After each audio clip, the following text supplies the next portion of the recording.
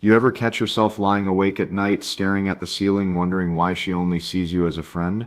Maybe this feels familiar. You've been there for her, you've listened, you've supported, you've given her the best parts of you. And yet, when it comes down to it, she calls you her best friend, not the man she desires. It's confusing, isn't it? It's painful, because deep down, you don't want to just be her friend. You want her to look at you the way you look at her. You want her to feel that spark, that pull, that fire that you feel every time she walks into the room. If this is you, then you know exactly how heavy this silence feels. You laugh at her jokes, you're the one she vents to when another guy breaks her heart. And every time she tells you about him, you smile on the outside but break on the inside. You tell yourself, maybe if I just stay patient, maybe if I just keep being there, she'll finally see me differently. But days turn into weeks, weeks into months, and nothing changes. She still hugs you like a friend, she still introduces you as just a friend, and every time she does, it cuts a little deeper. Maybe you've asked yourself 1,000 times, what am I missing? Why doesn't she feel the same way? I'm kind, I'm loyal, I treat her better than any guy she's ever dated. So why am I invisible in the way that matters most? Why am I always the shoulder to cry on, never the man she craves? It makes you question yourself, doesn't it? Makes you wonder if you'll ever be enough for her, or for anyone. And yet, deep down, there's a part of you that refuses to let go, because you feel like if she could just see the real you, if she could just feel the way your heart beats for her, everything would change. But the truth is, being the nice guy, the good friend, hasn't gotten you what you want. It's only trapped you in a role you never asked to play. So here's the question you can't ignore anymore. What if the reason she only likes you as a friend has nothing to do with who you are, and everything to do with how you've shown up? You need to hear this with honesty, not sugarcoating. Most guys in your position think the answer is to keep doing more of what they've already been doing, be more available, be more supportive, be more of a good friend.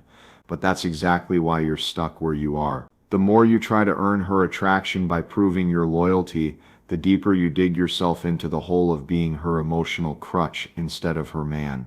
Attraction doesn't work like that. Desire is not built on comfort, it's built on polarity. I want you to really sit with that. Because if you're watching this, chances are you've given her everything, your time, your attention, your emotional energy. You've probably answered texts the second she sends them.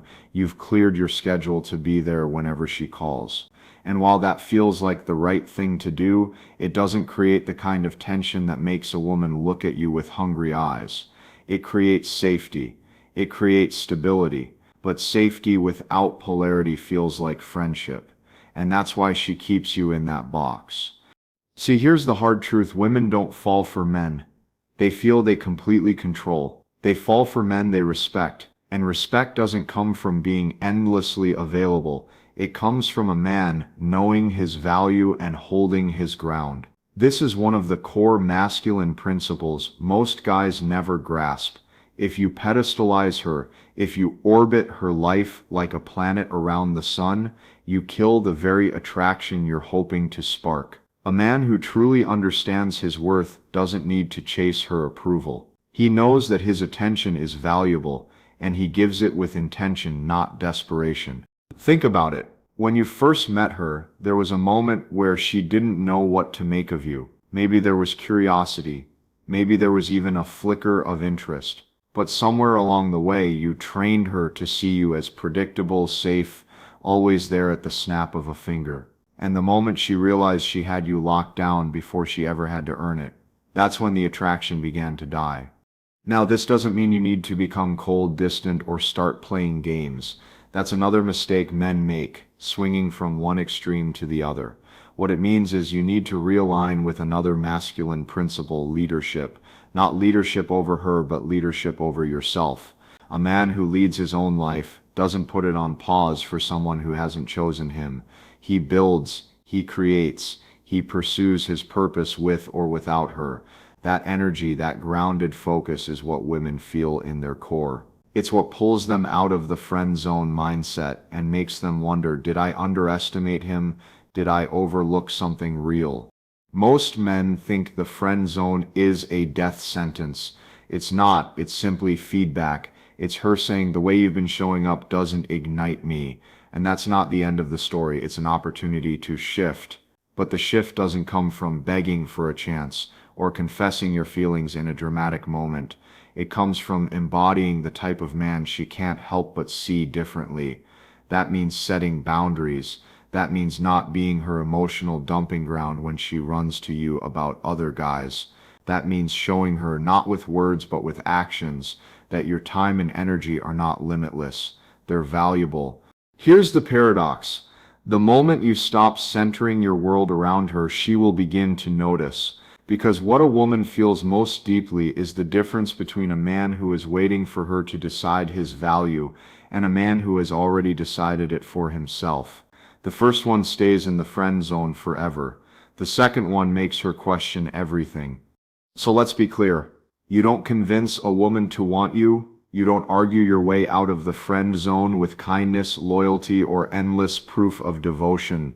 You step into being the man who commands attraction by the way you live, the way you carry yourself, the way you respect yourself enough not to accept crumbs of attention. That shift is subtle, but it's undeniable. When you embody it, she'll feel it, and the way she sees you will start to change. Not because you forced it, but because you finally aligned with who you were supposed to be all along. The question is, are you willing to let go of the role you've been playing, even if it feels safe, and step into the uncomfortable but powerful role of a man who leads himself? Because that decision, more than anything else, will determine whether she keeps calling you her friend or starts seeing you as something much more. It was late evening when he found himself walking her home again. The city lights bled into the night air, warm and golden, while the cool breeze brushed against his skin. She laughed beside him, carefree, her voice like music, light, effortless, the kind that seemed to make the world pause for just a moment. He smiled, because he always smiled around her, but inside, beneath the surface, a different dialogue was playing. She only sees me as her friend. He thought, watching her lips move as she told another story about her day. A coworker who annoyed her, a classmate who made her laugh, a guy who had been texting her, always a guy. And every time she spoke his name, something tightened in his chest. He didn't let it show. He never let it show. Instead, he nodded, listened, gave her the same patience and attention that had become his unspoken role. The reliable one, the safe one, the one she could call at 2 a.m. without hesitation, knowing he'd answer. But what she didn't know, what he never dared to say, was that every laugh, every hug, every moment they shared was a quiet storm inside him. He wanted her, not as a friend, not as a safe space, but as the woman who could unravel him with a glance. And yet she never gave him that glance. Not the way he wanted it. They stopped under a streetlight, her hair catching the glow like strands of fire. She turned to him, smiling in that way that always disarmed him, and said, "You, sir, honestly, the best friend I serve ever had." The words cut. Sharp, quick, polite. She meant it with affection. He knew that, but in his head all he heard was not the man, never the man. He forced a smile back, swallowing the bitterness like a secret. He told himself it was enough.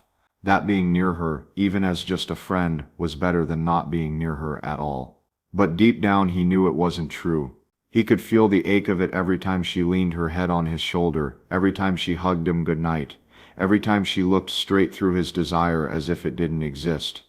Later, lying in bed, the silence was louder than her laughter had been. He replayed every detail of the night, the sound of her heels against the pavement, the way her perfume lingered in the air, the softness in her eyes when she called him her friend. He stared at the ceiling, and a question looped in his mind like a broken record. Why doesn't she see me? He thought about the guys she had chosen before, the ones who gave her butterflies, even if they broke her heart in the end, and it gnawed at him, because he had been better, kinder, more consistent. He had given her everything those men never had, and yet she still wanted them, still yearned for the chase, the thrill, the edge that he somehow failed to give her. That's when the realization began to creep in, quiet at first, almost unbearable to face. She doesn't owe me attraction. She doesn't owe me love. My kindness doesn't entitle me to her desire. He hated that truth, resisted it, fought against it, but deep down he knew it explained everything. She didn't overlook him because she was blind. She overlooked him because he never gave her a reason to look differently. The next morning, something shifted. He didn't answer her text right away. Not because he was angry, but because for the first time he didn't feel like dropping everything for her. He went to the gym, he took a shower, he made breakfast for himself, sitting in the quiet hum of his own space. And for once he felt something unusual, a sense of himself separate from her orbit.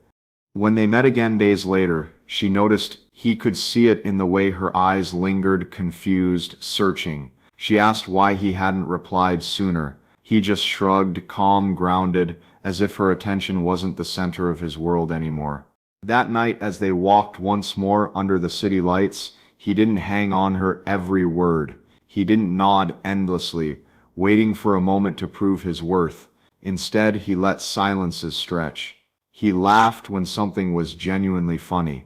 He teased her lightly, without fear of whether she'd approve. And for the first time she looked at him not as the friend who existed to hold her stories, but as a man who existed in his own right. The air between them shifted, subtle but undeniable. She leaned in closer as they walked, her arm brushing against his. She didn't pull away. She glanced up at him, as if seeing something she hadn't before, and in that quiet moment he realized the truth. Desire isn't earned by endless devotion. It's sparked by presence, by self-respect, by being the kind of man who doesn't wait for her to choose, but chooses himself first. He didn't need to beg for her to change her mind. He only needed to change the way he lived in her presence. And as the night went on, as her laughter softened into something slower, warmer, almost questioning, he understood something deeper than all the sleepless nights he had spent wondering.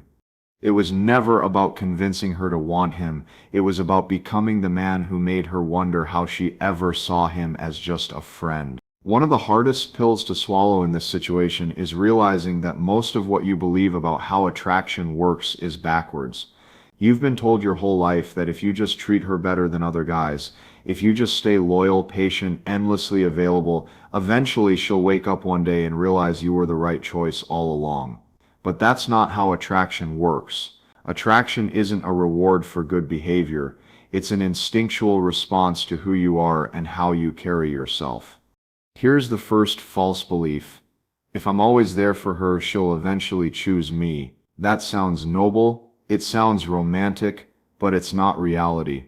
When you make yourself constantly available, she doesn't think, wow, he must really love me. She thinks, I don't need to chase him. I already have him. There's no mystery, no tension, no space for attraction to grow. Your consistency becomes predictability, and predictability without polarity feels like friendship. Being available doesn't make her want you, it makes her certain she doesn't status have to. The second false belief, if I treat her better than other guys, she'll want me instead of them. I know that one stings because you've probably watched her fall for men who didn't give her half of what you give, but women don't fall for better treatment. They fall for emotional impact. The guys she chases make her feel something: excitement, uncertainty, even frustration. And while those emotions can be chaotic, they are charged. You, on the other hand, may have only given her comfort, and comfort without fire doesn't lead to desire. She doesn't want the man who gives her everything. She wants the man who makes her feel something. The third false belief, one day if I confess my feelings, she'll finally understand. This is the fantasy most men cling to, the movie script moment where the friend pours his heart out and suddenly the girl realizes he was the one all along. But life isn't a movie. Confessing your feelings after months or years of being the friend doesn't change the role she's cast you in. If anything, it confirms it, because by that point she already knows you're safe, predictable, dependable, but not the man who pulls her in. You don't soul talk your way out of the friend zone. You walk your way out by becoming someone new. These false beliefs keep you trapped because they sound logical, they sound like the way relationships should work, but attraction isn't logical, It's emotional, and emotions don't respond to effort, they respond to presence, boundaries, and self-respect. So if you've been telling yourself, she'll come around if I just keep showing up, understand this. The reason she hasn't come around isn't because you're not good enough. It's because you've been showing up in a way that kills attraction before it even has a chance to breathe. The shift happens the moment you stop trying to earn her desire and start living as the man who commands it without asking. And that's the truth most men never realize until it's too late. The 1% headman doesn't get stuck in the role of the friend, not because he's luckier or better looking, but because he carries himself with a different mindset. While most men believe they need to earn attraction by giving more, waiting longer, or proving themselves endlessly, the headman understands something far deeper. Attraction isn't earned, it's sparked. It's not about what he does for her, but about who he is when he's around her. This is what he understands. He doesn't need to convince a woman to feel something she doesn't. He knows that the moment he tries to persuade or pressure her into attraction, he's already lost his ground. Instead, he embodies presence. He shows up in a way that says, I am whole with or without your approval. That self-respect changes everything, because when a man lives from that place, she can sense it without him saying a word. This is how he leads, with presence, not pressure. He doesn't orbit her life, waiting for scraps of attention. He doesn't collapse his time, his goals, or his energy around her availability. He walks his own path, and if she joins him, it's because she feels pulled, not because he begged her to see his worth. And ironically, it's that independence, that quiet strength, that makes her lean in. The headman's mindset isn't about playing games or pretending not to care. It's about truly knowing he is enough, and that if she doesn't see it, someone else will. That's why he never clings. That's why he never waits years in silence, hoping she'll wake up one day and change her mind. He knows his time is valuable, his energy is sacred, and his love is not something to be wasted on someone who doesn't recognize it. When you carry that mindset, something shifts. She stops seeing you as the friend who will always be there and starts noticing the man who could walk away if he chooses.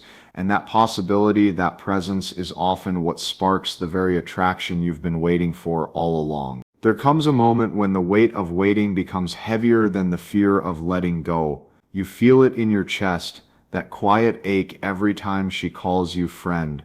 Every time she shares her heart with you while saving her desire for someone else. You've carried that pain like it was proof of love, convincing yourself that patience would one day pay off. But tonight, as you sit in silence replaying the same story again, something shifts. It's not anger, it's not bitterness, it's clarity. A voice inside you whispers, almost too soft to hear. You've been giving her everything you hoped she would give you: attention, loyalty, devotion, while forgetting to give it to yourself. And suddenly the truth unfolds in front of you. You don't need to be chosen to be valuable. You don't need her to wake up one day and realize your worth. That worth was never hers to define. It was always yours to remember. The years of waiting, of hoping, of silently aching, none of it makes you less of a man. It only means you are living under an illusion that love is earned by sacrifice, when in reality love is drawn to strength. You see it now, how your constant availability dulled the fire, how your need for her blinded you to your need for yourself. And in that realization, the chains begin to loosen. You are not just a friend, you are not just a placeholder. You are a man with a life to lead, with a pulse that beats for more than her validation. The awakening doesn't roar, it whispers. It says, I no longer wait, I no longer beg. I remember who I am. And in that moment you rise, not to chase her, not to prove yourself, but to walk forward with the quiet strength of a man who finally sees his own reflection clearly. Because the truth is, she doesn't decide when you stop being just a friend. You do. You started this journey asking yourself why she only sees you as a friend, why all your loyalty, kindness, and devotion never seem to shift her heart. You thought maybe if you just waited longer, gave more, proved yourself harder, she'd finally wake up and see the man standing right in front of her. But now you know that was never the answer. She didn't overlook you because you weren't enough. She overlooked you because you forgot to show up as the man who already knows his own worth. Attraction doesn't spark when you wait in the shadows. It sparks when you step into the light of who you really are. The truth is, you were never meant to convince her. You were meant to remember yourself, to stand tall in your presence, to value your own time and energy, to walk with a strength that doesn't beg to be chosen. Because when a man carries himself like that, he doesn't have to chase, she feels the shift, and her world rearranges. So if you've been trapped in the role of the friend, the way out was never about her. It was always about you choosing yourself first and letting her see what she's been blind to all along. And here's the line you'll carry with you. She only called you her friend because you forgot to act like the man you already are.